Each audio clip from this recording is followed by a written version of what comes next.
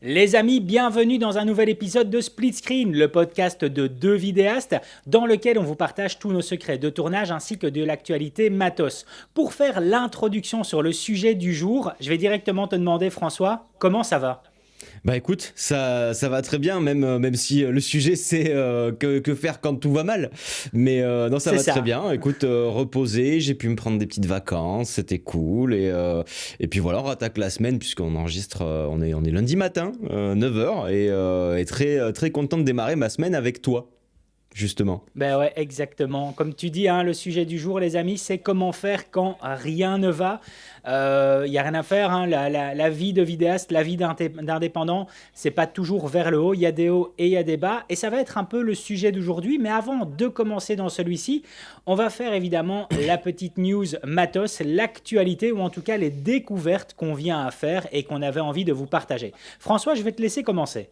Ouais, alors on en parlait un petit peu en off justement. Alors moi c'est pas vraiment une news au sens, c'est pas un truc qui vient de sortir, etc. Mais c'est une fonctionnalité que je suis en train de penser un peu sur le S5.2. Alors les gens vont nous dire oui, vous faites que parler du Lumix S5.2 et tout ça. Bah oui, mais bon là en l'occurrence je l'ai et j'aime bien aller au fond des choses. Donc au-delà de ma review, tu vois, j'avais envie de tester un petit peu ce qu'il pouvait faire. Et là, ce qui m'a fait un petit peu tomber de ma chaise, c'était une fonctionnalité dont on m'avait parlé. Je savais qu'elle était présente dans le boîtier, mais je me suis dit tiens, je vais l'utiliser. Cette fonctionnalité, c'est le fait de pouvoir enregistrer directement dans le boîtier en appliquant une lutte directement pour en sortie. Et comme je me suis amusé en fait, vu que je l'utilise pas mal ce S5.2, je me suis amusé à me faire des petites luttes perso, tu vois, depuis le Vlog, en faisant une conversion en Rec 709 et en ajoutant mes luttes de look que j'avais déjà, que j'utilise régulièrement. Donc je me suis fait une seule petite lutte, tu vois, qui me convertit tout ça directement avec le look, avec la conversion, etc. Et je me suis dit, tiens, je vais les mettre dans le boîtier, puis je vais voir ce que ça donne un petit peu. J'étais très dubitatif sur ça parce que je me disais, ouais, enfin, on perd du contrôle, si je veux rattraper des trucs, etc. Et là, pour nos auditeurs qui sont en train de nous regarder sur YouTube, c'est filmé directement en sortie de boîtier. Il n'y a aucune retouche sur l'image que je vous montre. Alors, c'est du 1080 pour le podcast parce qu'on fait quelque chose de très long, etc. Donc, c'est pas de la 4K. Mais là, j'ai cette image en sortie et j'en suis assez content. Alors je précise, hein, oui, c'est du 420 10 bits et c'est du 1080, hein, donc c'est pas le top du top de Soyez la indulgents. voilà. Mais je suis assez surpris et je me demande même s'il n'y a pas des projets pour lesquels je vais pas utiliser cette fonctionnalité là pour gagner du temps en post-prod, parce que typiquement je me suis fait des luttes pour gagner du temps quand je suis en post-prod pour les appliquer directement sur mes images et tout ça, mais je me dis que si ça marche aussi bien, why not quoi. Après il faut voir, tu vois, dans des conditions d'éclairage différentes, avec différents types de conditions. Là je suis en environnement contrôlé, donc clairement il y a zéro surprise, tu vois. J'ai la balance des blancs qui vient régler, j'ai mes lumières dont je peux gérer la température aussi, donc voilà, je sais qu'il n'y aura pas de couac là-dessus, mais je vais pousser un petit peu plus cette recherche et cette découverte de cette fonctionnalité pour éventuellement en parler plus tard, faire un petit retour sur est-ce que ça vaut le coup sur certaines prestats de faire ça en fait. Et je trouve ça très très cool en fait. Voilà, c'était ma news.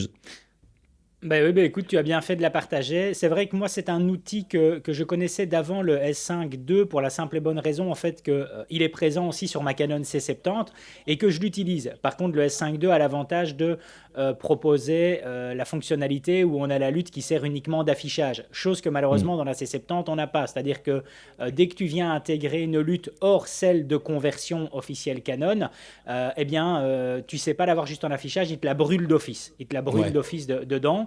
Donc voilà, là le S5 a l'avantage de proposer les deux options avec et sans, mais c'est un mode moi que j'adore. Et de nouveau, ça fait partie des petits outils que quand tu en parles avec des personnes, la majorité qui vont être plutôt des utilisateurs occasionnels vont te dire c'est du gadget, ça sert à rien. Mais par contre, quand tu es sur terrain, tu te rends compte que ça, c'est le genre de petits outils en plus qui peuvent te faire gagner un temps de dingue, hein. Parce que je pense que c'est ça qui t'a fait dire je vais peut-être lui donner une chance parce qu'en fait, tu as vu directement le potentiel du gain de temps que tu pouvais avoir en fait. Bah, c'est ça, et puis le fait de voir directement le résultat aussi, tu vois, Ouais, c'est ce qu'on se disait, c'est des fois, je me suis fait un petit peu avoir, tu vois, à filmer en log en me disant, bah, c'est bon et tout, machin, et puis en fait, une fois que je mettais mes fichiers, bah, si, c'était plus si foufou que ça, et je me dis que, moi, j'aime beaucoup shooter en RAW avec la RED parce que, bah, justement, j'ai cette latitude de me dire la balance des blancs, je m'en bats les steaks, l'exposition, je pourrais la gérer après, enfin tout ira bien après coup, donc je me stresse pas outre mesure, tu vois, sur la captation. Dès que je passe maintenant, ayant goûté au RAW, dès que je passe maintenant sur des formats compressés, où t'as pas accès aux métadatas en post-prod et tout, je me dis, quitte à être sur un format compressé, bah, pourquoi pas mettre directement l'étalo si ça marche bien, tu vois.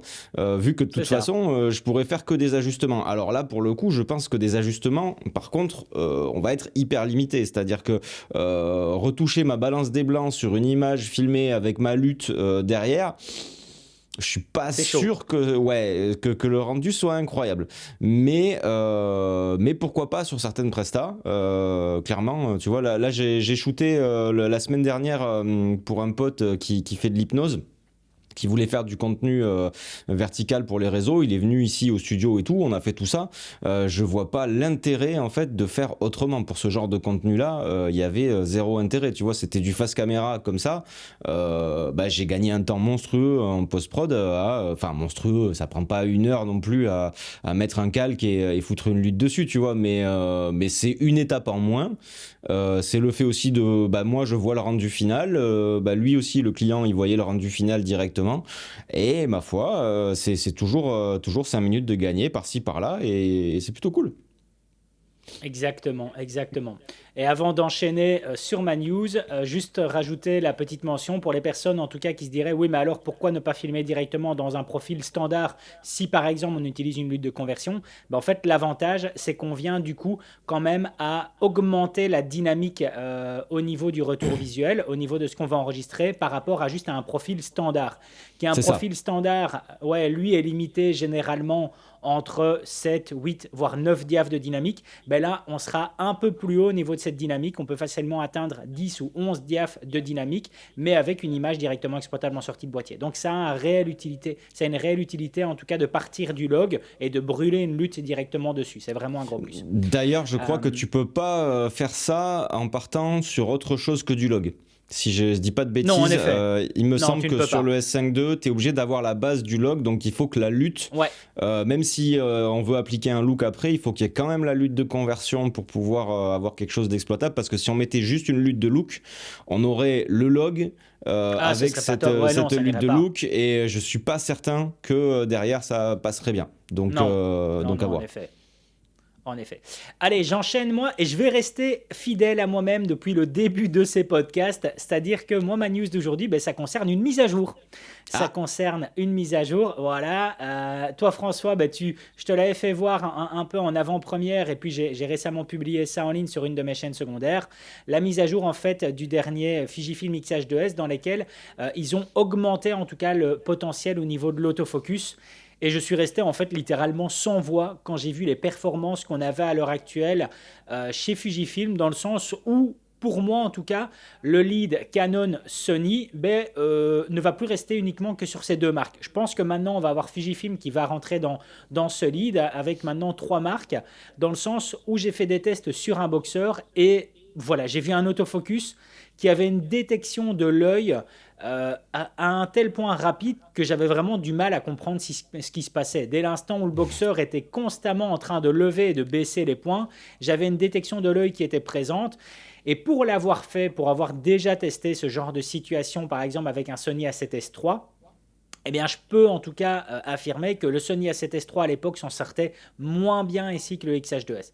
Et donc, voilà, je suis resté vraiment sans voix sur le moment même. Je me suis dit, waouh, la Fujifilm, c'est pas juste une petite mise à jour à la con qu'ils nous ont fait, c'est vraiment quelque chose qui redessine, je pense, l'architecture de calcul du boîtier. Parce que pour arriver à une telle évolution entre ce qu'on avait juste avant et maintenant, je pense qu'il y a eu énormément de boulot derrière. Et moi, voilà, c'est quelque chose sur lequel j'ai été relativement étonné. Évidemment, sur le côté positif, hein, mais je ne m'attendais pas de un à maintenant disposer d'un boîtier sur lequel j'allais avoir un autofocus aussi performant sur la détection des yeux, et surtout de deux, qu'en plus ça vienne de la part de Fujifilm. Donc voilà, grosse nouveauté pour moi et pour toutes celles et ceux en tout cas qui ont un XH2S. Faites la mise à jour, et si vous êtes en tout cas dans l'idée peut-être d'acquérir un XH2S, allez le tester et vérifiez bien au moment du test que celui-ci est justement cette mise à jour. Donc voilà, c'était ma petite news. Du coup, j'ai une Ouais. question à te poser par rapport à ça. Est-ce que tu penses pas que, alors tu vois, jusqu'à il y a pas très très longtemps, surtout Pana, tu vois, il y avait quand même des marques qui, au niveau autofocus, étaient à la traîne. Alors même si effectivement, tu vois, t'en as qui sont plus efficaces que d'autres et tout ça, est-ce que t'as pas l'impression quand même que maintenant, en termes d'autofocus, quelle que soit la marque, tout le monde a mis un petit peu le paquet et que on se retrouve avec, tu vois, moi je pense au Z9 de Nikon, tu vois, effectivement, il y avait bon, sur le Z6 II, tu vois, des gens qui disaient ouais, il est pas foufou l'autofocus et tout. Bon, maintenant qu'ils ont, je pense, cet algorithme pour le Z9, ils vont l'appliquer à leur prochaine version de boîtier, puisque finalement c'est à peu près ça. C'est-à-dire que les marques sortent un flagship avec un AF de fou et après ils le répercutent dans les versions un peu plus entrée de gamme et tout ça. Est-ce que t'as pas cette impression que finalement l'autofocus c'est plus vraiment un problème, quel que soit le boîtier qu'on choisit? Je pense que c'est sur les toutes dernières générations de boîtiers que ça ne deviendra plus un problème. Je ne pense pas qu'on puisse encore dire que c'est universel à toutes les marques. Je pense, alors déjà parce que je ne teste pas toutes les marques et toi non plus, donc c'est vrai qu'on on peut pas dire que ce soit universel, mais en effet, sur les dernières générations de boîtiers, ça devient assez impressionnant et je pense que c'est plus sur toutes les déclinaisons qui vont tourner autour de l'autofocus qu'on aura des boîtiers qui seront plus ou moins performants, c'est-à-dire par exemple de la reconnaissance d'objets. De la reconnaissance d'objets, on l'a par exemple donc sur le Lumix S5, quand on touche quelque chose à l'écran, il fait le point dessus et il continue à suivre cet objet, même s'il s'agit d'une boîte en carton. Ça, par exemple, sur le XH2S, on n'a pas. On n'a pas le suivi d'objet qui est présent. On va par contre avoir sur un boîtier comme le XH2S de la détection sur l'autofocus au niveau des trains, au niveau des drones, insectes. Ça, on va pas avoir chez Lumix ou chez Canon, on va pas avoir le train. Ouais, je pense que le train n'est pas présent. Donc voilà, c'est des petites fonctionnalités qui vont graviter autour de l'autofocus et qui vont faire qu'au final, certains offriront plus et d'autres moins. Comme chez Sony, on l'a vu dernièrement avec leur Alpha 7 R5, qui lui, à mon avis, je serais curieux en tout cas de le tester, tellement ça a l'air impressionnant, même au niveau de la reconnaissance de la gestuelle, c'est-à-dire que si on a envie de verrouiller donc il y a deux sujets à l'écran, si on a envie d'en verrouiller un seul et qu'on dit au boîtier, tu fais le point uniquement sur ce personnage-là et que les deux se mettent de dos et commencent à marcher tout en tournant le dos au boîtier, eh bien, l'intelligence artificielle qui est présente dans le boîtier reconnaît la démarche de l'utilisateur, il va l'analyser, il va l'enregistrer et du coup, il ne fera le point que sur cette personne-là. Et donc, ça, c'est des évolutions auxquelles on fait face à l'heure actuelle et je pense qu'à chaque fois, se diront, non, au final, le tout grand roi de l'autofocus, c'est tel boîtier parce qu'il a ça, ça, ça, ça et ça en plus, alors que majoritairement, pour faire une face caméra, ils seront tous bons en fait. Ils seront tous voilà, bons c'est ça que et on j'allais pourra dire. leur faire confiance. Et même pour de la photo ou pour du portrait, C'est ça. dès qu'il y a des gens, j'ai l'impression, tu vois, là j'ai mon retour sur l'Atomos ici et je vois le suivi de l'œil en temps réel. Voilà, c'est des trucs, je me dis, en fait, tous ils le font maintenant pas. ça. Donc pour quelque chose d'assez classique, pour un usage standard, on va dire de boîtier, j'ai l'impression qu'ils sont tous quand même assez bons. On n'a plus vraiment, tu vois, de dernier. C'était Pana, hein, le dernier de la classe qui galérait avec son autofocus. Maintenant qu'ils l'ont corrigé, Nikon aussi, ils ont fait ça. Canon, bon, on sait que c'est une tuerie, la F Canon. Maintenant tu me dis Fuji, c'est pareil. Sony, c'est très très bon. Je sais pas qui reste en fait dans l'eau qui serait pas bon, enfin qui aurait un autofocus. Peut-être Olympus, Ouais, peut-être Olympus, Pentax, c'est des marques que je connais pas. Ouais, mais qui utilise Olympus et Pentax en vrai N'allons pas choquer les utilisateurs Non, pardon, Olympus ou pardon, Pentax. pardon, pardon, pardon. Si vous utilisez de l'Olympus ou du Pentax, bah dites-nous dans les commentaires sous la vidéo de YouTube si vous êtes content de l'autofocus, parce que bah, nous on sait pas, donc on voudrait votre avis. Allez, on va rebondir justement sur ce que tu dis là pour enchaîner sur le sujet d'aujourd'hui qui est justement comment faire quand rien ne va. Et je rebondis exactement sur ce que tu viens de dire, c'est-à-dire que tu as dit, dites-nous en commentaire s'il y a quelque chose qui ne va pas. Et j'ai envie de commencer par là, le sujet d'aujourd'hui, en partageant en tout cas mon avis par rapport à ça, c'est-à-dire que quand quelque chose ne va pas, et que ce soit lié au professionnel ou au privé, la majorité des gens, en tout cas, préfèrent le garder pour soi. Et moi, personnellement, quand c'est pour du privé, c'est vrai que j'ai toujours tendance à le garder, à garder pour moi, en tout cas, ce qui ne va pas. Mais par contre, quand c'est lié au professionnel, je le dis toujours. C'est-à-dire que si j'ai en face de moi un concurrent qui va me dire « Tiens, comment ça va les affaires ?» Si ça ne va pas, je vais toujours dire en tout cas que ça ne va pas et je ne vais jamais mentir là-dessus. Pour la simple et bonne raison que je pars du principe que il n'est pas impossible que celui-ci, lorsque je vais lui dire que ça ne va pas, qu'il vienne en fait à me donner une idée qui va me débloquer mon problème. J'avais envie de commencer par ça et voir un peu de quelle était ta logique, toi déjà, François. Comment est-ce que, quand ça ne va pas, est-ce que tu préfères, et sur le point professionnel, est-ce que tu préfères en parler ou alors est-ce que tu préfères le garder pour toi? J'en parle, mais avec des gens de confiance. Je vais pas en parler à n'importe qui parce que je pense qu'on a toujours aussi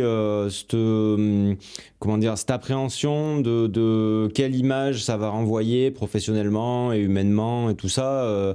On le voit beaucoup au travers des réseaux sociaux. Il y avait eu une vague en fait de youtubeurs américains qui avaient fait des burn-out et qui faisaient des vidéos en disant mais on vous montre que quand ça va en fait on surjoue, on machin, tout ça, on peut pas vous dire que ça va pas mais en fait on est des êtres humains et c'est un peu ça en fait au final, c'est-à-dire que sur la vitrine tu vas jamais avoir quand tu prends un commerçant, tu vas jamais avoir un commerçant, tu vas acheter je sais pas ta baguette ou ton boulanger et tout, tu dis bonjour vous allez bien, ah non les affaires en ce moment ça va pas et tout, d'un point de vue de client, enfin ça peut arriver tu vois, mais d'un point de vue de client c'est pas, tu vois. Oui, ok. Enfin, je voulais pas aller aussi loin dans la. Tu vois, j'avais pas besoin de savoir tout ça. Mais et d'un point de vue client, c'est pas ouf. Donc c'est vrai que. Comment dire, moi publiquement quand je suis un peu dans le creux de la vague j'évite de m'étendre publiquement tu vois. Par contre j'en discute énormément avec des confrères et tout pour essayer de trouver des solutions parce que bien entendu, enfin ça c'est un secret de polichinelle, c'est vrai que vu de l'extérieur peut-être que les gens ils ont l'impression que nous on est tout le temps à fond, que tout est toujours génial, que y a tout le temps du boulot, qu'on n'est jamais stressé, que machin tout ça, alors que enfin moi je suis angoissé de nature, je suis tout le temps stressé. Là, je suis dans une période de stress modéré, on va dire, mais une période un peu de stress aussi, tu vois. Et voilà, après, c'est comme ça, tu vois. Je pense que moi, ce que j'aimerais déjà dire pour commencer là-dessus, avant qu'on débatte des solutions, c'est que si vous avez des hauts et des bas et que le fait que vous voyez d'autres créateurs ou d'autres professionnels être super à fond tout le temps, dites-vous bien que eux aussi, ils ont des hauts et des bas. Mais que publiquement ils le montrent pas, mais je ne connais pas un seul vidéaste ou créateur et tout ça qui est pas vraiment des hauts et des creux de la vague et des creux des fois qui vont assez loin quoi. Donc rassurez-vous si c'est votre cas, c'est le cas de tout le monde. Et ce que tu dis, c'est intéressant, c'est-à-dire que tu dis que quand ça va pas, tu regardes d'autres créateurs ou d'autres concurrents ou confrères qui, eux, ont l'air d'être au top, et en effet, c'est peut-être pas le cas. Moi, j'ai surtout envie de rajouter aussi là-dessus qu'au bout d'un moment, oui, si vous, de votre côté, ça ne va pas, et que eux, vous voyez qu'ils avancent, etc., regardez-les avancer 5 minutes, mais après, arrêtez de les regarder parce que ça va vous faire plus que sentir mal qu'autre chose en fait. Ouais. C'est-à-dire que c'est se torturer en faisant ça. Et moi j'ai remarqué que ça c'est un truc, c'est pour ça que je regarde de moins en moins les créateurs français parce que il y a des fois je me dis oh, putain mais lui tout va bien pour lui, il a des super deals, il fait ci, il fait ça et moi je fais que de la merde et tout, mais ça se trouve Et même j'en suis sûr. Ouais, Il y a des fois où c'est moi qui fais des trucs et où il y a peut-être même ce même créateur ou d'autres qui se dit waouh, mais comment il fait tout, lui, il a des trucs trop bien, machin, tout ça. Parce que, bah, en fait, le métier fait aussi que il y a des moments où on a des opportunités géniales et des moments où on n'en a pas, où il n'y a pas grand-chose, où c'est il se passe ça. pas grand-chose. Donc, il y a fort à parier que ce qui est valable pour un créateur à un moment, bah, soit valable pour les autres à un autre moment, et ainsi de suite. Et puis, en plus de ça, c'est pareil, c'est le jeu de la vitrine des réseaux sociaux. C'est quand il y a un truc qui va, bah, on le met au taquet en avant, quoi. Tu vois, on fait des stories, on fait ah j'ai fait ci, j'ai fait ça, machin. Regardez, je suis trop content et tout. Donc effectivement, oui, c'est encore plus amplifié par tout ça, quoi. En fait, il faut retenir quelque chose qui est une règle universelle. Et alors moi, par contre, je sors cette règle universelle d'une bonne référence cinématographique qui est le film Trainspotting, dans lequel, en fait, il explique le fonctionnement de la drogue en disant tout ce qui monte redescend. Et Mm. c'est universel à tout, que ce soit les civilisations à travers l'histoire ou tout simplement les différentes marques. On a des exemples comme Kodak, par exemple, qui était à son apogée et puis qui est redescendu, et ainsi de suite. Donc tout ce qui monte redescend. Et là, par exemple, moi ici, j'ai mon stress de début d'année dans le sens où j'ai un début d'année qui est excellent. Qui est excellent. J'ai un début d'année auquel Mm. je ne m'attendais pas du tout, du tout, du tout, du tout. Et là, je Mm. sais que j'ai un petit stress au fond de moi en me disant, putain, ça va redescendre à un moment. Je sais pas quand, mais il faut que je m'y prépare et je dois trouver une solution au moment où ça va redescendre. Mm. Et tu vois, ça je le garde en tête. Il faut toujours se dire que tout ce qui monte redescend et que il faut être préparé en se disant qu'il y a des cycles. Le tout est justement de ne pas se laisser redescendre trop bas et ne plus, enfin, ne pas perdre cette passion qu'on a pour notre travail. C'est surtout ça, ne pas se dégoûter de Ouais. celui-ci. Ça, c'est aussi important. Moi, ce dont tu parles, ça me l'a fait pour YouTube à un moment parce que, alors autant aujourd'hui, tu vois, YouTube, je le prends avec beaucoup de philosophie, j'y vais un petit peu quand, tu vois, quand j'ai un truc à dire, je fais des trucs, voilà, je me mets pas la pression pour YouTube et tout ça. Mais à une époque, tu vois, j'étais dans le game, quoi. Je te parle ça à mes débuts, tu vois, genre quand j'avais 5 6 000 abonnés et tout ça, il y a 4 5 ans, et où je m'étais un peu pris au jeu. Ce qui est un peu normal parce que c'est quand tu connais pas, tu te laisses griser et tout. Et C'est addictif. il y avait encore à l'époque des vidéos qui arrivaient, tu vois, un peu à buzzer dans une certaine mesure, tu vois. Maintenant, c'est quand même un peu nivelé. Ouais. Et quand il y en avait une qui partait, ah, ça y est. Enfin, dans ma tête, c'est bon, ça y est, je vais percer, tout, ça va continuer. Et puis la courbe classique de YouTube, tu vois, tu as ta vidéo qui sort, ça monte, ça stagne un petit peu, tu vois, t'es là, ah putain, je vais faire ces chiffres-là tous les jours du reste de ma vie et tout, trop bien. Et puis tout d'un coup, ça redescend. Et alors là, pouah, tu te le prends quand t'as pas l'habitude, tu te le prends en pleine poire.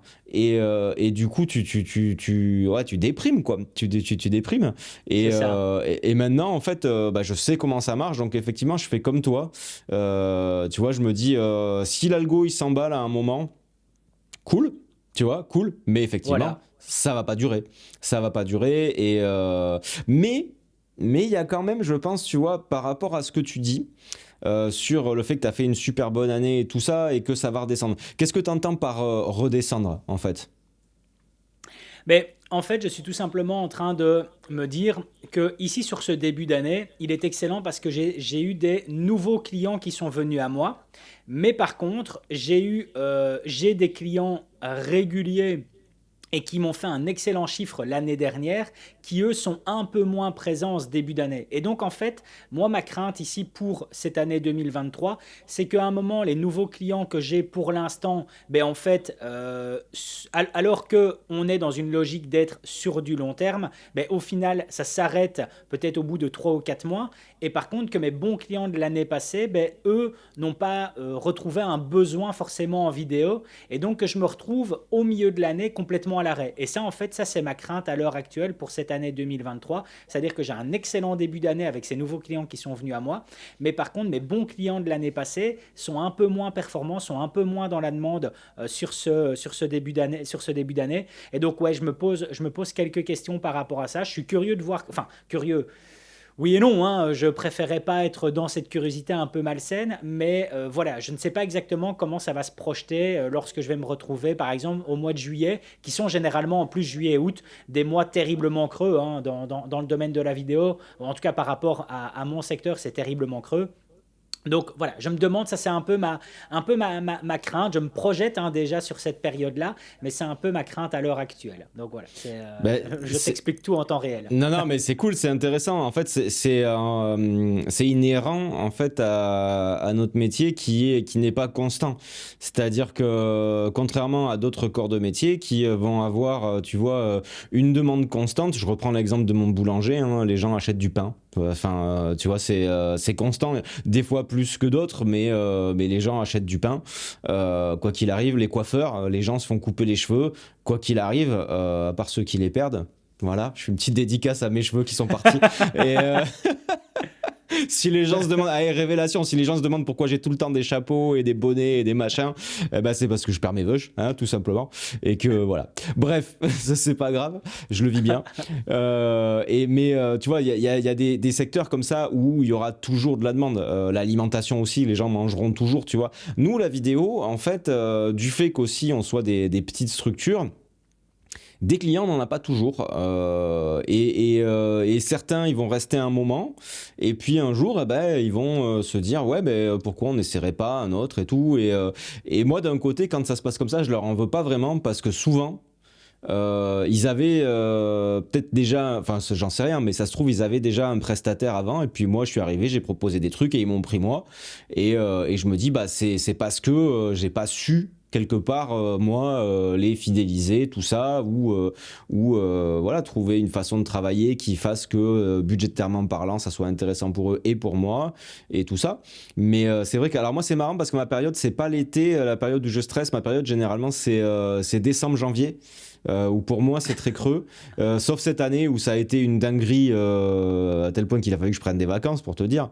Mais janvier a été violemment riche et du coup le problème, enfin, en fait le truc c'est que on aura toujours je pense de l'angoisse quelque part parce que eh ben s'il y a beaucoup de boulot on va angoisser parce qu'on va se dire est-ce que je vais arriver à tout gérer, est-ce que physiquement je vais tenir le coup, est-ce que je vais avoir assez d'heures dans ma journée pour faire ça et est-ce que mon client va être content parce que j'aurai 36 000 trucs et du coup est-ce que je vais arriver à gérer.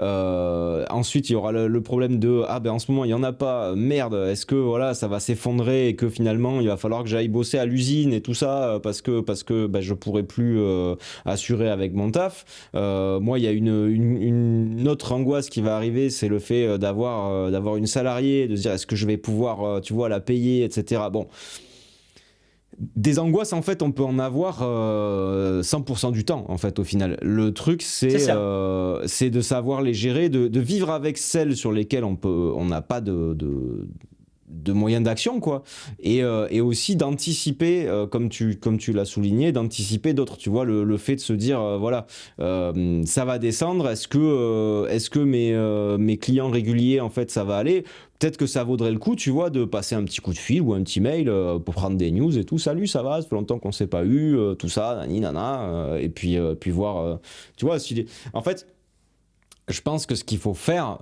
moi ce qui me rassure quand je suis en période d'angoisse c'est d'être dans l'action. C'est-à-dire que si on se roule en boule et parce qu'on est inquiet, parce que bah, en ce moment il n'y a pas trop de clients et tout ça, et qu'on est un peu en stress, si on se roule en boule et qu'on attend que ça passe, c'est l'effet inverse qui va se produire. C'est, à mon avis, il faut d'autant plus quand tu es en période de stress, il faut d'autant plus comment dire, se bouger le cul qu'en période de pas stress. C'est vraiment le moment en particulier. Alors moi j'ai une Attends. très belle phrase pour résumer ce que tu viens de dire là, et c'est une phrase qui ne vient pas de moi. Elle n'est pas vraiment... c'est une phrase que j'aime bien, elle n'est pas vraiment dans la philosophie que j'ai l'habitude d'avoir, c'est-à-dire qu'une philosophie de gagnant-perdant, mais néanmoins j'aime bien cette phrase, c'est-à-dire que les perdants trouvent des excuses et les gagnants trouvent des solutions. C'est une phrase que je retiens. C'est une phrase que Mm. je retiens et qui va bien. Et comme tu dis, en effet, il faut toujours être dans l'action. Donc, c'est-à-dire que moi, par exemple, ici, en ce début d'année, et pour pallier à ces clients qui sont un peu plus lents alors qu'ils étaient très bons l'année passée, ben, c'est des clients qui ne sont pas passés à la concurrence, c'est juste que c'est des clients qui n'ont pas forcément de déclic sur des nouvelles communications à mettre en place pour cette année. Et donc, moi, par exemple, démarcher des nouveaux clients, je ne le fais plus. Je ne le fais plus, je ne veux plus démarcher des nouveaux clients. Si un nouveau client vient à moi, c'est très bien, mais moi, je ne démarche plus des nouveaux clients. Par contre, je démarche mes propres clients. Et je vais donner un exemple qui s'est passé la semaine dernière. La semaine dernière, je vais faire le plein de ma voiture. Et donc, en Belgique, on a une chaîne de pompes à essence qui s'appelle DATS24. C'est des pompes à essence entrée de gamme qui sont dérivées en fait du groupe Colruyt, qui a un fonds d'investissement derrière. Donc, c'est une grosse machine de guerre. Et c'est très bien. Donc, ils sont un peu intégrés un peu partout. Et là, je vais faire le plein à ma pompe habituelle, sauf que ma pompe habituelle, ils l'ont un peu upgradée dans le sens où maintenant, au niveau de l'affichage du prix du gasoil par pompe, eh bien, en fait, tu as un magnifique écran qui est présent. Et en plus du prix, tu as aussi maintenant des spots publicitaires qui s'affichent. Tu as des spots j'en ai vu des publicitaires comme qui ça. s'affichent. Ouais. Ah ouais. Et donc, c'est hyper intéressant parce qu'en fait, une publicité comme ça qui est diffusée à la pompe à essence, c'est comme une publicité que tu vas voir au cinéma. Tu la regardes, tu n'as rien d'autre à faire à ce moment-là que lorsque tu tiens le pistolet à essence. C'est Et ça. donc, c'est hyper intéressant. Et donc, moi, j'ai directement sorti mon iPhone. J'ai pris la vidéo, en tout cas, de cet écran qui était présent, avec en plus un exemple de pub qui passait. Il y avait une seule pub qui était diffusée, c'était pour des médicaments. Et à la fin, en plus, avec l'adresse mail parce qu'il était mis une petite phrase. Vous aussi, vous voulez voir votre campagne de diffuser sur cet écran. Et voilà, il mettait l'adresse directement à contacter. J'ai pris ça. Et là, j'ai envoyé directement à 2-3 clients en disant, ça, je pense que pour vous, c'est un moyen excellent pour diffuser en tout cas de la communication par rapport à vos produits. Et il y en a un qui a directement été réceptif, et on va regarder exactement ce qu'on peut diffuser dessus parce que les prix de diffusion sont tout à fait accessibles, etc. Et donc, voilà. J'en relance un qui était un peu plus lent ici en début d'année. Je le relance avec un nouveau projet et qui en plus, je pense que si le résultat est présent, et je pense sincèrement que le résultat sera présent, eh bien, je sais que c'est du très long terme en tout cas. De la diffusion là-dessus en vidéo sur ce genre d'écran, je pense que je peux avoir un retour là-dessus sur facilement les 2 ou 3 prochaines années. Donc voilà, donc ça c'est en effet toujours trouver des solutions. Et moi, ma technique, c'est d'aller rechercher, comme tu dis, hein, François, hein, c'est-à-dire leur passer un petit appel téléphonique, ne fût-ce que pour prendre de leurs nouvelles, et surtout leur reproposer différentes idées. Ça coûte rien, c'est juste le temps d'un appel téléphonique, ça coûte rien. Et ça, c'est un peu ma logique. Tu vois, je vais rebondir là-dessus parce que, alors, sur un truc qui de prime abord pourrait ne rien avoir à voir, mais qui en fait si. J'avais un rendez-vous avec ma banquière il y a 15 jours, je crois, qui voulait me faire des placements. Elle voulait me faire des placements, donc elle a testé un petit peu mon goût du risque et tout ça. Alors, s'il y a des gens qui sont spécialistes dans l'auditoire des placements financiers et tout, le prenez pas pour vous, hein, c'est ma vision personnelle. Au bout d'un moment, j'ai fini par lui dire, écoutez, madame, je suis vraiment désolé, mais les placements à risque, moi, je vois pas trop l'intérêt là-dessus. Pour moi, c'est pas un jeu. L'argent, c'est-à-dire je travaille pour le gagner, je vais pas aller le jouer derrière. Pour moi, jouer en bourse ou jouer au casino, c'est plus ou moins la même chose, même si certains vont dire qu'on peut anticiper des trucs et tout machin.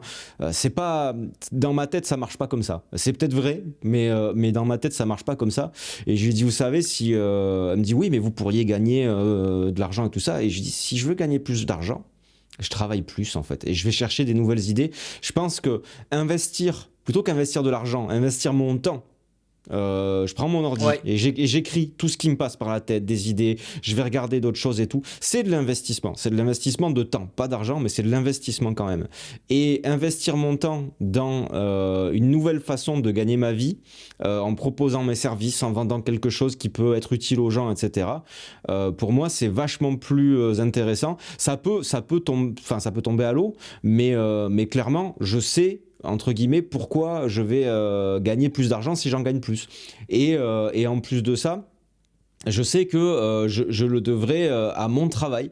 Donc il y a une question de... Pour moi, c'est plus sûr Je sais que si demain je sors un nouveau truc, je vais étudier la rentabilité de la chose, je vais étudier le temps que ça va me demander, je vais étudier l'argent que ça peut me rapporter. Tu vois, typiquement, l'autre jour, quand j'ai fait mes luttes pour le vlog dont on parlait au tout début, je me suis dit, bon ben voilà, je les ai fait pour moi, je vais les mettre sur mon shop Utip. D'ailleurs, il y a tous mes liens dans la description. C'est pas une pub cachée, hein, j'avais pas pensé à le faire avant, mais si vous utilisez du vlog, j'ai fait mon petit pack de lutte qui marche bien.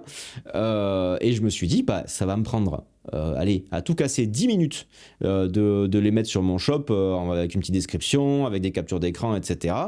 Peut-être que j'en vendrai 3, tu vois, mais ça m'a pris 10 minutes. Donc c'est rentable. Et sur le temps, c'est ça qui est cool. C'est que ça durera sur le temps. C'est-à-dire que le produit, il est dispo. C'est un produit en plus qui est dématérialisé. Donc ça m'a pris 10 minutes là. Peut-être que dans 5 ans, eh ben, ça m'aura rapporté, je sais pas, peut-être 1 000 euros ou 2 000 euros. Eh ben, trouve-moi un placement comme ça, avec juste comme seul investissement 10 minutes de mon temps. Du temps. Et que tu ne peux pas perdre. Que je ne peux pas perdre, qui est sûr à 100%. Je peux pas. Enfin, j'ai perdu 10 minutes, on va dire. Mais là, en l'occurrence, le temps, je l'avais. J'ai perdu 10 minutes de ma vie pour potentiellement gagner peut-être quelques centaines, voire milliers d'euros sur plusieurs années. Bah, ma foi, pour moi, cet investissement-là, il vaut le coup, tu vois.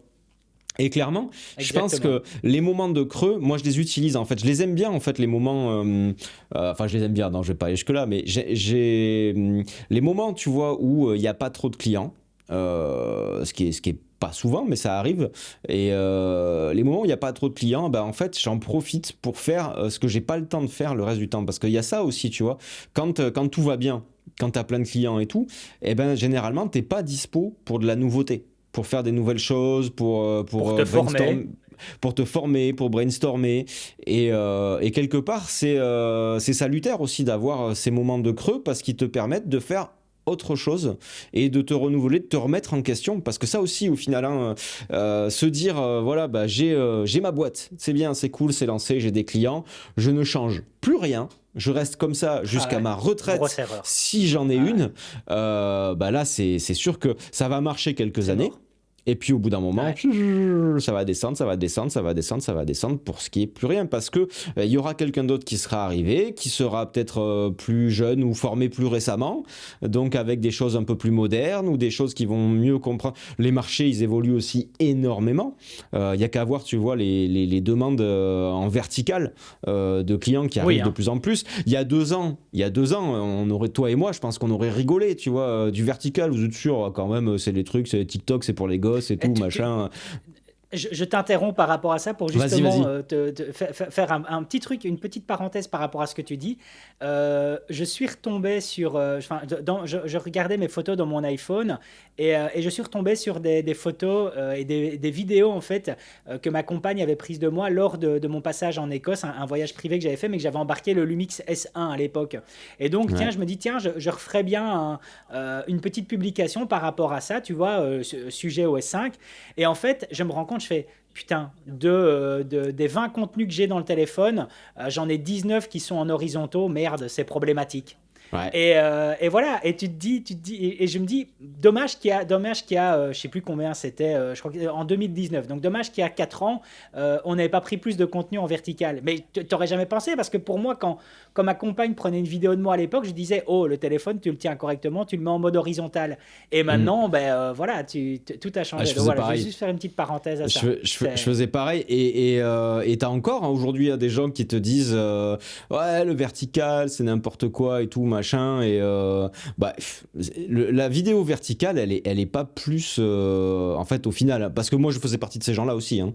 Donc mais la vidéo verticale elle est pas plus délirante que la photo verticale.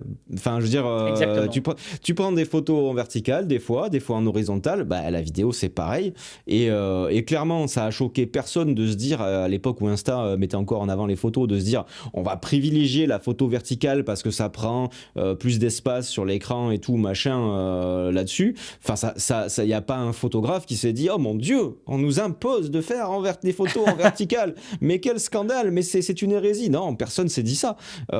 Et en fait à la vidéo ça arrive pareil, mais t'as des gens qui veulent pas évoluer là-dessus et se dire bah non, je ne proposerai que du contenu horizontal à mes clients, etc. Bah ouais, mais il y a un mec qui va venir et qui va dire ouais, je vous fais 15 reels pour vos réseaux et tout, et qui va facturer ça plein pot. Et les mecs qui vont dire bah ouais, c'est l'avenir. C'est l'avenir, on va faire du vertical parce qu'on a besoin de communiquer sur nos réseaux. Voilà, c'est ça. Et typiquement, j'ai l'impression que maintenant, les clients pros, ils investissent dans de l'horizontal hyper chiadé, tu vois, pour mettre sur leur site ou pour avoir, tu vois, une C'est vidéo de ça. présentation sur des salons ou des trucs comme ça. Ça, ils le font une fois au mieux tous les ans. C'est ça. Sinon tous les 2 ans. Par contre, ils savent que, et puis quand tu leur expliques, tu vois bien qu'ils comprennent que du contenu vertical, ils en ont besoin régulièrement. Tu vois, idéalement, toutes les semaines, il faudrait qu'il y ait un contenu vertical quand tu veux faire un bon truc de stratégie digitale. Et là, là, clairement, il y a un coup à jouer parce que de la demande, il y en a. Alors, la différence, c'est que ce contenu consommable, on va dire, hyper régulier, il n'a pas besoin d'être aussi léché qu'une vidéo de présentation d'entreprise, tu vois. Mais clairement, sur le marché du vertical, il y a de la demande. Il y a énormément de demandes et il y a un marché. Donc, si à un moment donné, vous vous posez cette question-là, bah, peut-être se dire, c'est une des solutions, tu vois. Mais là, en fait, ce qui est rigolo, c'est qu'on est en train de se mettre dans la posture d'expliquer aux gens, quand on a un creux de la vague professionnelle, on a des solutions, tu vois, Ouais. pour remédier à ça. Déjà, des premières choses, effectivement, bah, c'est la base, être dans l'action, chercher des nouvelles idées, proposer des nouvelles choses. Il y a vraiment tout un tas de trucs, surtout à partir du moment où on prend cette dynamique de se dire, voilà, là, il se passe rien, merde, eh ben, faut enclencher la machine, quoi. Faut faire, faut pas attendre que ça arrive. Je vais donner un excellent exemple qui me concerne moi. Et donc, c'est pour dire que déjà, moi, en fait, ma personnalité, alors je ne parle pas pour l'ensemble des personnes, moi, je parle par rapport à ma personnalité. Moi, déjà, je pense que moi, je ne crois pas dans la fatalité du burn-out, par exemple. Tu vois, moi, je dis d'office, il faut rester dans l'action, donc je ne crois pas dans cette fatalité du burn-out. Et le meilleur exemple que je puisse donner, c'est fin 2019, le Covid arrive. Et en mars 2020, ici en Belgique, où c'était ouais, début, ouais, c'était ça, fin mars 2020, on se retrouve avec le confinement qui est présent. Et moi, il faut savoir que mon secteur d'activité principal, c'était l'événementiel. Mm. Tout ça a été mort pendant un an. Donc, on est au mois de mars, on connaît donc les confinements qui arrivent, donc qui ont duré je ne sais plus combien de temps, peut-être 2 mois, je ne sais plus combien c'était. Mais bref, on passe juillet, on passe le mois d'août, on arrive au mois de septembre. Alors le gros avantage, ben, c'est que, donc on est en 2020, hein, on est en fin septembre 2020. Le gros avantage, c'est que ben, moi, mon business plan est fait que pour chaque premier du mois, je n'ai pas des grosses charges qui me tombent dessus. Donc en fait, Mm. les aides de l'État étaient suffisantes. Mais Ouais. quoi qu'il en soit, c'était problématique pour moi dans le sens où je ne suis pas un assisté, quoi. Je ne veux pas rester dans cette situation-là. Et je me suis dit, il faut que je trouve une solution. Il faut que je trouve une solution. Et donc, je dis, bah, tiens, je vais remettre sur papier toutes mes compétences donc, qui sont liées à mes aventures passées et mes aventures actuelles. Et lorsque je mets ça sur papier, se présente à moi, un peu comme, je sais pas moi, comme le Messie, si tu veux, se présente à moi un post sur Facebook dans le sens où tu as un groupe automobile qui cherchait à l'époque un community manager, donc ayant une connaissance dans les réseaux sociaux, ayant une passion pour le domaine automobile et étant justement capable de faire des photos et des vidéos. Et je C'était me toi, dis, ça. en fait, oui, voilà, voilà. En fait, quand je vois ça, quand je lis ça, je dis, ça, si c'est pas pour moi, je comprends pas. Et Aïe, donc, je me dis, oui. allez, tant pis. Je leur envoie un mail en leur disant, écoutez, moi, je suis indépendant. En aucun cas, je cherche un travail. Je cherche à être employé, mais par contre, je ne veux pas vous cacher que là, votre poste, ça me décrit parfaitement, donc je serais curieux à ce qu'on en discute ensemble. J'envoie, tu sais, même pas une lettre de motivation, etc. Je te dis, j'écris vraiment tel quel ce que je viens de te dire là. J'ai un entretien avec eux, j'ai 2 ou 3 entretiens avec eux parce que j'étais en concurrence avec d'autres personnes. Le fait est qu'il y a un projet test qui est mis en place, c'est moi qui le remporte de façon haut la main. Et donc, il se dit, je suis confronté à ces personnes qui me disent, par contre, nous, on ne veut pas sous un statut d'indépendant, on te veut en fait dans un statut d'employé. Et donc, j'ai dû prendre une décision ce jour-là. Et je me suis dit, ben, tant pis, je vais remettre mon activité d'indépendant en complémentaire le temps de quelques mois. Je vais bien voir comment ça se passe sur place. Si en tout cas j'y prends du plaisir, ben je reste en tout cas dans cet endroit-là. Et si j'y prends pas de plaisir, ben je reprendrai alors mon activité full-time. Et c'est ce qui s'est passé. Je suis resté 1 an là-bas, j'ai pris énormément de plaisir à faire ça. J'ai vraiment apprécié tout ça. Mais au bout d'1 an, je me suis dit, moi le statut d'employé, ça me convient pas. Ça me convient pas, donc j'ai remis ma démission. Je suis redevenu full-time indépendant. Et par contre, j'ai gardé en plus cette personne-là comme étant mon deuxième meilleur client. Donc, Ouais, tu vois, c'est cool. il y a des choses qui se passent. Voilà, tu vois, donc ça a été extraordinaire. Donc, moi, si tu regardes en fait sur l'année, sur le passage en fait 2020-2021, si tu regardes par rapport à mon numéro de TVA, tu vas voir un gros creux au niveau de mon chiffre d'affaires. Eh bien, tout Ouais. simplement parce qu'à ce moment-là, j'étais sous le statut d'employé. Voilà. Et donc, voilà, il fallait que je trouve une solution. J'en ai trouvé une et je me suis dit, moi je crois pas dans la fatalité du burn-out, il faut avancer, je crois pas non plus dans la grève, enfin personnellement, je crois pas dans la grève, quand ça va pas, il faut trouver une solution et puis tu avances et voilà ce qui s'est passé au pire moment pour pas mal de personnes, je pense, c'est-à-dire cette crise du Covid. Bah, tu soulignes un truc intéressant, c'est-à-dire que ce qui s'est passé, c'est que tu as eu une opportunité et que tu as tenté, en fait. Tu vois, ça Ouais, aurait pu. En plus, la façon dont tu l'as tenté, elle était super maligne, dans le sens où tu leur as dit dès le départ, voilà, moi je suis indépendant, mais en fait, je suis la personne que vous recherchez. Donc, discutons-en, on va tester, tu vois. Et puis finalement, bah, les choses ont fait que tu t'es dit, ouais, bah, en ce moment, ça vaut peut-être plus le coup de faire comme c'est ça, ça. mais tu restais dans ton domaine d'activité, tout ça. Et moi, je sais que ça m'est arrivé plein de fois, souvent aussi, des trucs qui, comme ça, tu te dis, bah. Ouais, pourquoi je ferais ça, tu vois, on me propose un truc. Bah, allons, voyons pour voir qu'est-ce que. En fait, faut pas avoir peur non plus aussi d'expérimenter de nouvelles choses et puis de saisir les opportunités parce que bah, on n'est jamais en fait. Tu vois, imaginons ça se serait pas bien passé. T'aurais été embauché, tu vois, et puis au bout d'un mois, tu te dis oh, alors, vraiment pas, c'est pas mon kiff et tout. Bah t'arrêtes et tu reprends ce que tu C'est faisais ça. avant, tu vois. C'est en fait, il y a pas des fois on se dit ah, c'est une prise de risque et tout et quand tu prends le recul, tu te dis mais il est où le risque en fait là. Il y a le C'est seul risque ça. c'est que ça se passe bien et au pire, ça se passe pas bien. Bah j'arrête, tu vois. Enfin, t'es pas enchaîné à l'entreprise ou on n'est pas de manière générale enchaîné à nos choix. C'est-à-dire que quand on a le choix et quand on a la liberté de faire quelque chose et qu'on choisit d'aller faire cette chose en question, on peut tout aussi choisir de se dire bah ouais mais non tu vois je vais faire le choix aussi d'arrêter ça parce que ça ne me convient pas tu vois C'est c'est ça. aussi simple que ça. C'est aussi simple que ça. Mais saisir les opportunités qui se présentent, même si de prime abord, ça n'a pas l'air d'être le truc vers lequel on voulait aller, peut-être que cette opportunité-là va nous amener à découvrir quelque chose qu'on soupçonnait pas vouloir faire. C'est ça. Ou alors qui va nous amener en fait par un chemin détourné, mais au final à ce qu'on voulait faire. Moi à la base, tu me reprends il y a 10 ans, tu me dis François, tu vas t'éclater à faire des vidéos dans 10 ans. J'aurais dit mais non, je sais pas faire de vidéos, j'en ai jamais trop fait, tu vois. Enfin si, j'ai fait des vidéos comme ça pour m'amuser, mais je me vois pas faire de la vidéo. Ben en fait c'est une succession d'opportunités.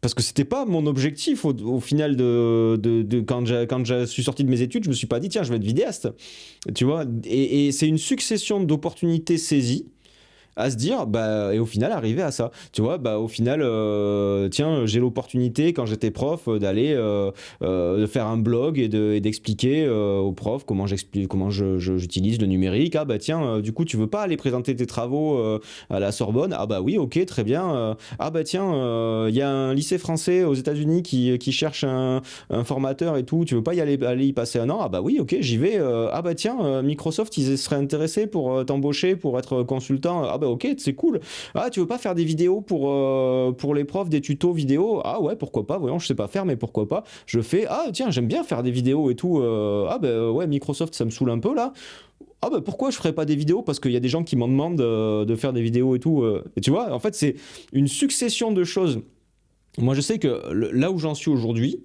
que pas forcément, tu vois, je suis pas millionnaire ou quoi que ce soit, mais je suis content de la situation dans laquelle je suis. En fait, c'est une succession d'opportunités que je suis allé chercher, qui avait peut-être pas forcément sur le moment, j'avais pas de visibilité sur ce que ça allait pouvoir donner, mais je me suis dit, ouais, pourquoi pas, ça peut être rigolo, tu vois, testons, c'est nouveau, essayons, on verra bien ce qui se passe, tu vois. Et au final, voilà, c'est ça qui fait qu'aujourd'hui, ça fonctionne. Donc, en fait, c'est saisir les opportunités quand elles sont là, et puis on verra après. Bon, après, il y a un autre truc, moi, tu vois, que je voulais aborder par rapport à ça, c'est le fait d'assurer ses arrières aussi. Euh, Exactement. Quand tout va mal, enfin quand tout va mal, oui, quand rien ne va, quand on est dans le creux de la vague et tout ça, si on n'a pas en plus de ça assuré ses arrières et que là pour le coup on a la trouille de pas manger à la fin du mois ou de pas pouvoir payer le loyer ou de plus avoir un rond sur son compte en banque, là ça amplifie tout. Ce qui fait que Ouais. Faut pas attendre d'en arriver là, en fait. exactement. Et puis, faire ses choix en se disant j'ai toujours un plan B. Tu vois, moi par exemple, C'est ça. avant de me lancer en indépendant, je me suis mis en disponibilité de l'éducation nationale. Tu vois, c'est-à-dire que j'étais pas payé. J'étais plus prof, je pouvais faire ce que je voulais à côté, mais si il y avait comment dire, un incident de parcours et que finalement ça fonctionnait pas, eh ben je pouvais retrouver un poste. J'étais pas sans boulot. Tu vois, je m'étais dit, moi j'avais vu, j'avais sur mon compte en banque de quoi tenir un an. Pendant C'est un ça. an, je pouvais voir venir, tu vois, avec mon épargne et tout ça, et je m'étais dit, bon ben voilà, je tente pendant un an. Et si j'ai eu 0 client, eh ben, j'aurais quand même pu payer mes factures, et après, ben, je retourne dans l'éducation nationale. Bon, il s'est trouvé que non, et que j'ai fini par démissionner parce que je savais que je n'y retournerais pas. Mais j'avais toujours un plan B, tu vois. Et c'est pareil pour financer des trucs. Là, par exemple, pour financer ma salariée qui va arriver en juillet, bah, je sais que j'ai les mariages qui vont générer suffisamment pour pouvoir lui payer son salaire. Donc au moins, tu vois, je sais que une fois que j'ai booké les mariages, par exemple, eh ben j'ai plus à m'occuper de ça. Je sais que ça paye son salaire sur l'année, qu'il n'y a pas de souci. Et ensuite, bah, le reste, c'est pour développer la boîte, c'est aussi pour moi, pour vivre. Mais je m'enlève en fait cette contrainte-là, j'ai cette sécurité-là de me dire, il y a ça, donc c'est bon. Et ne pas vouloir brûler les étapes, tu vois, de ne pas vouloir trop vite s'engager dans des choses qui vont avoir un coût énorme. Faire petit à petit. Et puis, un jour, ça arrive comme une évidence. Ben voilà, il faut que, tu vois, moi je sais qu'au mois de décembre, je me suis dit, bon, en fait, j'ai fait un super chiffre cette année, on va investir un peu dans du matériel, tu vois, on va acheter des trucs, on va C'est ça. même du service, tu vois, j'ai fait faire de l'audit, j'ai pris une graphiste, enfin plein de trucs, tu vois, pour me dire, bah, j'ai du cash sur la trésor, ce serait intéressant de l'investir plutôt que de tout refiler à l'URSSAF, quoi. Donc tu vois, c'est des choses, il faut petit à petit, pas tout d'un coup, pas essayer d'être grand avant, comme les enfants, tu vois, pas essayer d'être grand avant l'heure, de s'assurer un minimum les arrières, de se dire, voilà, si ça marche pas, j'ai un plan B. Alors j'aime bien en fait la tournure que prend le podcast parce que je voulais qu'on arrive justement à cette situation-là pour rappeler en fait aux personnes qui nous écoutent, dites-vous qu'il y a toujours, je dis bien toujours, toujours, toujours un plan B. C'est pas possible autrement. Il y aura toujours un plan B. Je vais prendre l'exemple je vais rebondir sur certains éléments que tu as donnés. Si je prends une personne qui, par exemple, ça fait 5 ans qu'elle travaille dans une usine, elle n'y trouve plus un épanouissement et elle se dit je ne peux pas me permettre de démissionner, je suis tenu, je ne sais pas faire autrement. Si je démissionne, je perds tout, j'ai plus d'argent, etc. Je ne peux pas me le permettre. il y a toujours un plan B dès qu'on se renseigne. Dès qu'on se renseigne, il y a toujours en tout cas une situation qui va peut-être permettre en effet de, si vous avez peut-être la possibilité de faire une petite pause parce qu'il y a des conditions dans votre usine qui vous permettent de vous former en après-journée, qui vous donnent des temps de libre, et vous allez vous diriger vers une formation qui va vous permettre de plus s'épanouir dans ce que vous voulez faire. En France, vous avez le CPF qui est présent, qui vous permet de vous former à distance, sur lequel vous avez des crédits. Vous pouvez vous former en après-journée, tester ce domaine-là qui vous intéresse, et peut-être entre le moment où vous dites je ne m'épanouis plus et le moment où vous allez faire le saut pour devenir indépendant ou vivre de votre passion, mais il y aura peut-être eu juste 10 mois uniquement. Ici, en Belgique, il y a des petites parades qui existent, c'est-à-dire que par exemple, quelqu'un qui se dit si je démissionne, je n'ai pas droit par exemple au chômage, il suffit tout simplement de se dire ok, je vais démissionner parce que là dans le boulot dans lequel je suis, je ne m'épanouis vraiment plus. Je vais par exemple aller travailler dans un McDonald's pendant 2 ou 3 mois.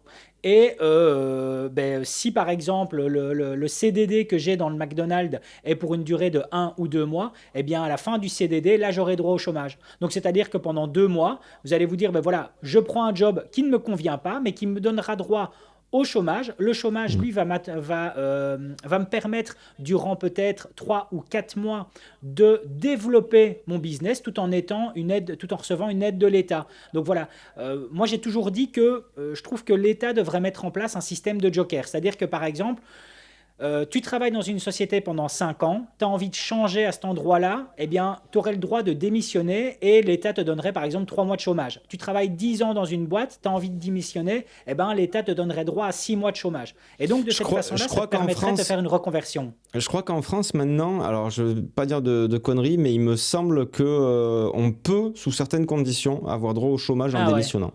On peut, mais sous certaines conditions. Mais sur certaines conditions. J'ai envie de rebondir sur ça parce que souvent, ce qu'on entend, et à juste titre, des gens qui vont te dire oui mais écoute mon coco t'es mignon avec tes histoires de reconversion là, mais moi j'ai une famille, j'ai des enfants, j'ai un prêt immobilier, oui je suis enchaîné à mon boulot, j'ai pas d'autre choix que d'aller travailler parce que voilà mon boulot je le déteste et pourtant il faut que j'y sois le matin, tous les matins pour travailler. Alors ils ont raison, ces gens-là, de dire ça. Effectivement, ça serait fou de se dire c'est bon, aujourd'hui je pète un plomb, j'en ai ras le cul, je démissionne, je sais pas ce qui va se passer, tant pis pour le crédit, tant pis pour les gosses, tant pis pour... tu vois, non, ça, effectivement, c'est absolument pas ça qu'on dit. Bien entendu, ce serait de la pure folie. Par contre, effectivement, ce que tu soulignes, c'est que à partir du moment... Et ça, je pense, parce que je l'entends énormément des gens qui disent « j'aime pas mon taf ». Et je pense que la majorité enfin, peut-être pas la majorité, mais une très grande partie des gens n'aiment pas leur boulot. Et tu peux, tu vois, ne pas aimer ton boulot et y aller en alimentaire. Voilà. Mais si ça commence à te peser vraiment, si ce boulot commence à affecter tes relations dans le cadre privé, si le professionnel influe négativement sur le privé, là il faut commencer à se poser des questions. Et alors plutôt que de tout envoyer bouler, la meilleure chose à faire, comme tu dis, c'est déjà de se renseigner sur les options qu'on peut avoir et se dire que plaquer ton taf pour trouver le taf de rêve, ça c'est une solution un peu idyllique. C'est-à-dire qu'il peut y avoir, il y a même la plupart du temps un entre-deux. C'est-à-dire que ça peut passer par un temps partiel dans ton taf pour faire autre chose à côté, de la formation. Ça peut passer par... dans tous les cas, la reconversion, faut pas croire que c'est quelque chose de facile. C'est pas quelque chose. C'est un long chemin. C'est un long chemin. Ça demande beaucoup d'efforts. Ça demande beaucoup de temps. Et en plus de ça, si on a, quand on est en formation initiale, typiquement, généralement, on n'a pas d'enfant, on n'a pas de crédit maison. Tu vois, on est quand même un peu libre et tout ça. Dès qu'on est entre guillemets dans la vie d'adulte, la vie de famille, etc., c'est plus le même délire. Mais c'est pas impossible pour autant. Juste, il faut être conscient que cette reconversion, elle va demander de l'énergie et du temps. Après, ça peut être aussi le fait d'en parler à votre entourage. Tu vois, si les gens sont dans cette situation, voilà, avec un conjoint, des enfants, etc., un crédit, il faut en parler. Il faut en parler, se dire voilà, j'ai envie de me reconvertir, ça va être compliqué parce que le soir en rentrant du boulot, il va falloir que je planche sur autre chose. Donc pendant un certain temps, ça va me prendre du temps. J'ai besoin qu'on me soutienne, j'ai besoin que de pouvoir faire ça pour pouvoir sortir de ce boulot qui me bouffe le moral et tout ça. Mais les gourous entrepreneurs qui te disent foncez, allez-y, lâchez tout, suivez vos rêves. Ah, ça, putain, alors ça, suivez vos rêves, tu vois. Toujours non, les avoir en suivez tête. Le plan B.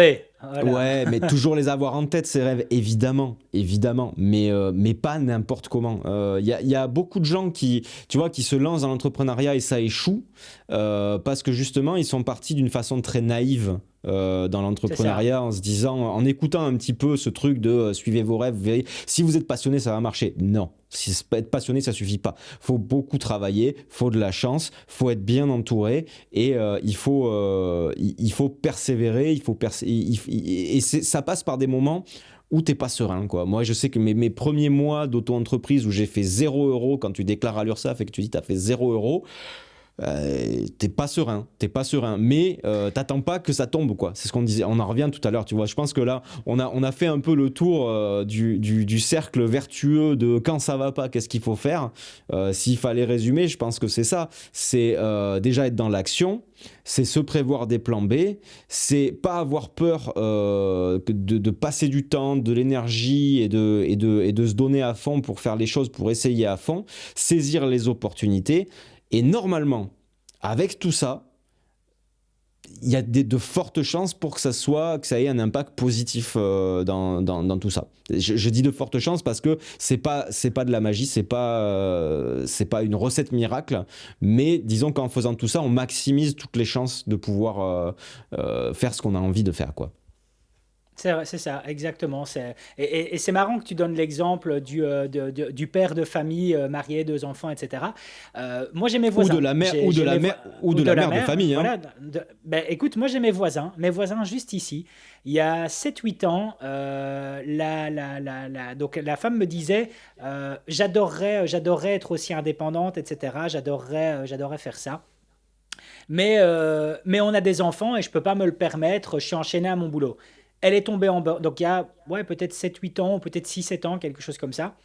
Elle est tombée en burn-out. Et par contre, elle est tombée en burn-out durant une petite période. Elle s'est relevée. Et maintenant, chose qu'elle disait avant, c'est-à-dire, je suis mariée, j'ai des enfants, je ne peux pas faire une reconversion au niveau du boulot. Ici, fin de l'année passée, elle a ouvert sa boutique de décoration. Et donc, voilà. Et donc, au final, elle a trouvé une solution. Voilà, tu vois, elle a trouvé une solution. Et puis pour ça terminer, a été long, mais voilà. Et puis pour terminer sur les enfants, je pense que, alors, je dis ça, c'est purement un avis qui ne repose sur rien et qui est juste sorti de ma tête, mais je me dis que c'est chouette aussi, tu vois, pour les enfants de voir ses parents ou un de ses parents entreprendre, parce que justement, tu vois, nous on se pose la question. Alors moi j'ai pas d'enfants, mais j'ai 2 belles filles, dont une qui passe le bac cette année et qui s'interroge beaucoup sur son orientation.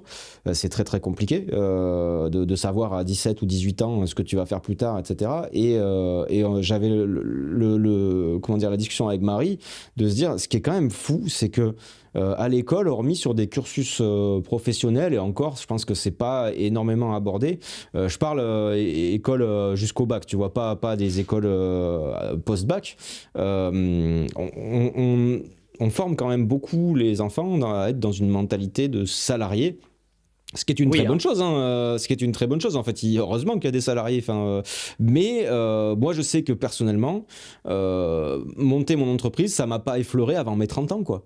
Et parce que j'étais dans une dynamique de il faut que je trouve un boulot, il faut que je me fasse salarié, il faut que je me fasse employé, mais créer moi-même mon propre job et moi-même aller proposer quelque chose et être responsable de l'argent que je gagne à 100%, ça m'a pas effleuré avant mes 30 ans. Je n'y envisageais même pas. On n'a pas cette mentalité en Europe. Ouais. Ouais, donc voilà, je pense que tu vois, même pour ceux qui se posent la question vis-à-vis des enfants, s'il peut y avoir un petit truc qui peut peser derrière, c'est se dire, c'est aussi un exemple intéressant à montrer à mes gamins, de se dire, bon, j'ai vraiment quelque chose qui me tient à cœur, j'ai vraiment une passion qui, je pense, peut être rentable, je vais faire les choses bien comme il faut, et ça peut leur montrer que aussi, il n'y a pas que le salariat dans la vie, même si la majeure partie des gens sont salariés. Il n'y a pas que ça, il y a l'entrepreneuriat aussi qui peut tout à fait être quelque chose de viable, quoi. Voilà. Et je voudrais rajouter un tout dernier truc avant qu'on se termine, par rapport justement ce passage de reconversion. Il y a quelque chose que je voudrais mentionner, c'est que moi, par exemple, je ne juge aucun métier. Et pour moi, aucun métier n'est honteux ou alors on devrait s'en cacher, etc. Un métier, c'est un métier. Et pourquoi C'est est-ce que je dis ça. ça? Eh bien, tout simplement parce que la semaine dernière, j'ai quelqu'un qui sonne à ma porte. C'était un livreur. J'ai une sonnette connectée et je vois la vidéo, un visage que je connais. Je vais ouvrir. Je dis, putain, Marty, mais qu'est-ce que tu fous là? Le gars, en fait, il y a 2 ans, était parti au Canada, partie française. Il avait un job, etc., pour une société qui s'exportait là-bas, une société wallonne, donc en Belgique, qui s'exportait pour l'Amérique du Nord. Le truc s'est cassé la gueule, et là, maintenant, il se retrouvait livreur. Mais à aucun moment dans ma tête, je me suis dit, tiens, bien fait pour lui, ou tiens, il se retrouve livreur alors qu'avant, il était au Canada. Je me suis juste dit, ben génial, c'est top, t'es revenu en Belgique, t'as retrouvé du boulot directement, mec, C'est ça, et puis il félicitations. est dans une dynamique Voilà, et probablement que, ouais, que son ambition c'est pas de rester livreur toute sa vie, mais que il est dans une dynamique de bosser, de faire quelque chose et c'est d'avancer, ça. et c'est très cool. Je pense que la plupart des livreurs ne voient pas ça comme une carrière. Et encore une fois, les livreurs, on l'a bien vu aussi, hein, au moment du Covid, on était bien content de les Ouais, avoir, tout comme exactement. les caissières dans les supermarchés, tout ça. Respect à 100% envers ces jobs qui sont trop peu considérés, mais on a bien vu ô combien indispensable. Donc voilà, après, c'est le tout, c'est ça. C'est d'avoir un plan, c'est C'est de ça. poser les choses calmement et de se dire, voilà, je vais passer par telle étape, telle étape, telle étape, sachant que peut-être mon plan, ça suivra pas du tout la trajectoire que j'aurais imaginé, mais on va essayer d'avancer, de faire des nouvelles choses et de s'épanouir dans le boulot et tout ça. Voilà, ça, c'est une belle façon de terminer le podcast d'aujourd'hui, les amis. Note positive, il y a toujours un plan B et on essaye en tout cas de trouver de l'épanouissement dans le domaine d'activité dans lequel on se trouve. Bon, François, je crois qu'on a fait le tour, hein, je crois qu'on est bon là, hein. On a bien fait le tour, ouais. On a bien fait le tour. Ah, on a bien fait le tour. Alors, on est dans l'heure du timing habituel. On ne sait pas encore le sujet du prochain podcast, mais quoi, on essaie de le faire de toute façon pour la semaine prochaine, ou On alors un va faire maximum de ça. 10 jours, comme ça. Ouais, je Voilà. pense que c'est bien.